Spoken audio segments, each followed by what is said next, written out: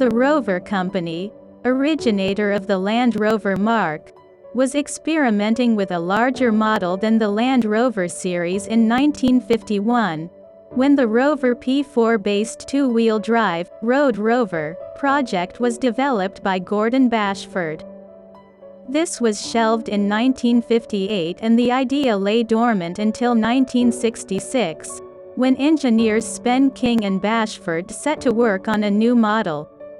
3. The first Range Rover prototype was built in 1967 with plate number SYE 157F. The design of the Range Rover was finalized in 1969. 26 Velar badged engineering development vehicles were built between 1969 and 1970 and were road registered with the number plates YVB151H through to YVB177H.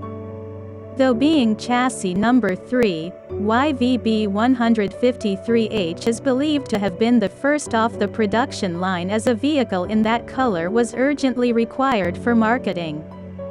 The Range Rover with chassis number 1 was a green model with the registration YVB151H and is now on exhibition at Huddersfield Land Rover Centre, Huddersfield, West Yorkshire. The Velar name was derived from the Italian velare, meaning to veil or to cover. Range Rover development engineer Jeff Miller used the name as a decoy for registering pre-production Range Rovers. The Velar Company was registered in London and produced 40 pre-production vehicles that were built between 1967 and 1970. The Range Rover was launched in 1970. In the early 1970s, the Musée du Louvre in Paris exhibited a Range Rover as an exemplary work of industrial design. 1971, ex-Cream drummer Ginger Baker used the unproven Range Rover to drive from Algeria to Lagos, Nigeria to set up a recording studio and jam with Fela Kuti. Predating the Paris-Dakar Rally, the subsequent documentary is replete with such terrain, documenting the vehicle's endurance. In 1972, the British Trans-America's Expedition became the first vehicle-based expedition to traverse the Americas from north to south, including traversing the roadless Darien Gap. The specially modified Range Rovers used for this expedition are now on display in the British Motor Industry Heritage Trust collection at Gaydon, Warwickshire. Range Rover sub-brands have been launched. In 2004, Land Rover debuted the Range Rover Sport, based on the Land Rover Discovery platform. Later models received the latest Range Rover platform. In 2011 came the Range Rover Evoque, and in 2017 the Range Rover Velar, reusing the name of the very first, pre-production Range Rovers. 1970 until 1987, the Range Rover was only available to American consumers through the gray market, where individual consumers choose a non-US car despite the lack of marketing in dealers. 9. Success via this route prompted official U.S. sales to begin on the 16th of March 1987. 10. From that time until 1993, the U.S. marketing was all in the name of Range Rover, because it was the only model offered in the American market. In 1993, with the arrival of the Defender 110 and the imminent arrival of the Land Rover Discovery, the company's U.S. sales were under the name, Land Rover North America. 1999 and 1996. It was available only in a two-door body until 1981. Before then, four-door models had been produced by specialist firms. Unlike other 4x4s such as the Jeep Wagoneer, the original Range Rover was not designed as a luxury vehicle. It was upmarket compared to preceding Land Rover models, but the early Range Rovers had fairly basic, utilitarian, Interiors with vinyl seats and plastic dashboards that were designed to be washed down with a hose.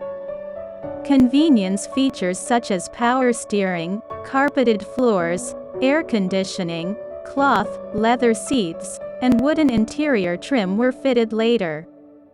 The Range Rover was a body-on-frame design with a box-section ladder-type chassis, like the contemporary series Land Rovers. The Range Rover used coil springs as opposed to leaf springs, permanent four-wheel drive, and four-wheel disc brakes. The Range Rover was originally powered by various Rover V8 engines and diesel engines. Originally, the Range Rover was fitted with a detuned 130 horsepower, 97 kilowatts version of the Buick-derived Rover V8 engine. In 1984, the engine was fitted with Lucas fuel injection, boosting power to 155 horsepower, 116 kilowatts.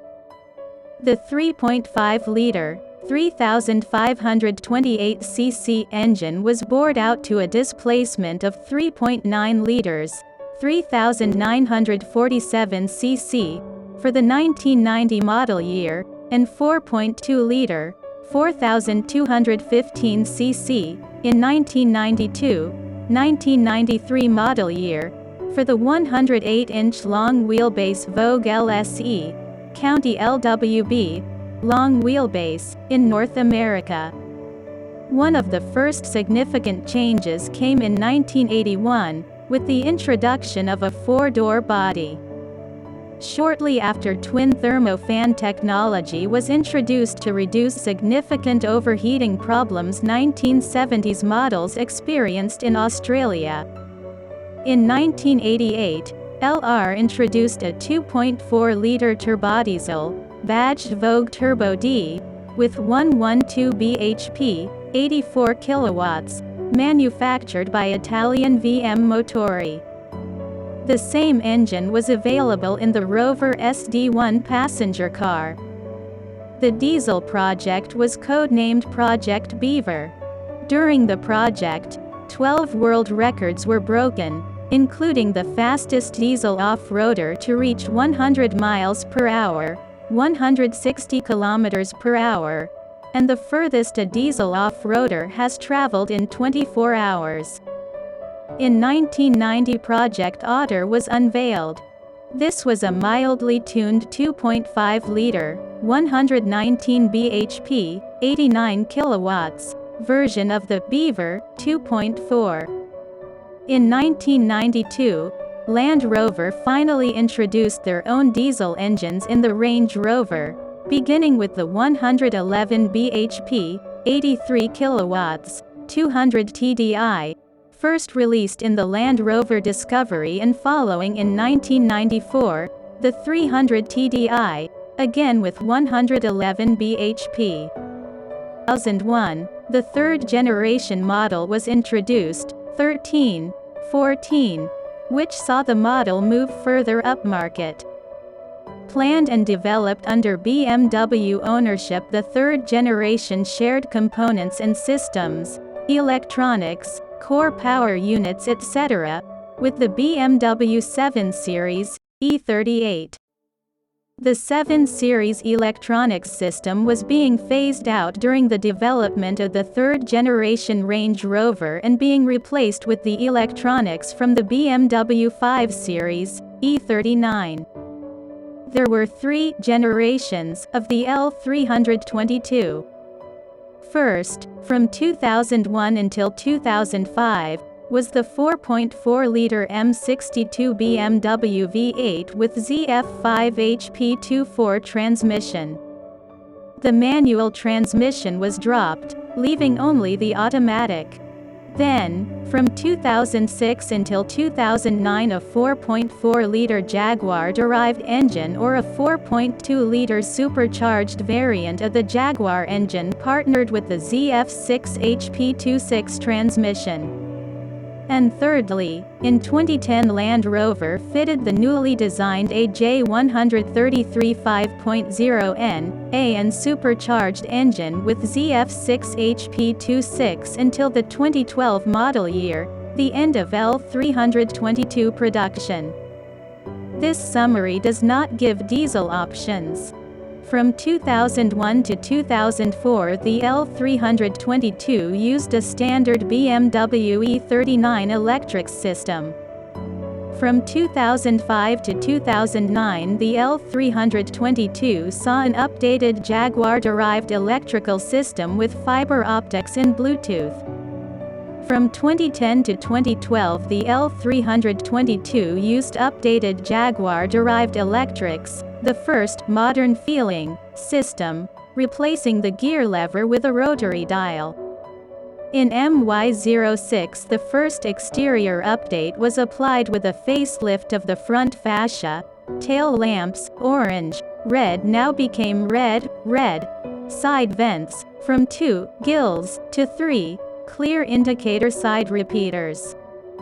Some other slight differences can be found on the supercharged variant. Rear lamps became clear. The second exterior update was in 2010, bringing an even more modern feel to the L322 with a new fascia, tail lamps, side grills, and clear side markers.